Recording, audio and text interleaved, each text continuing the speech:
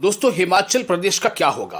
क्या सुखविंदर सिंह सुक्खू अपनी सरकार बचा पाएंगे, या फिर जो विपक्ष का दावा है कि जो सुक्खू सरकार है वो बहुमत खो चुकी है, क्या वो अपने दावे में सच साबित होगी? फिलहाल तो स्थिति काफी संकट भरी है और इस स्थिति में जो जंक्शन बना है वो है सिसिल होटल।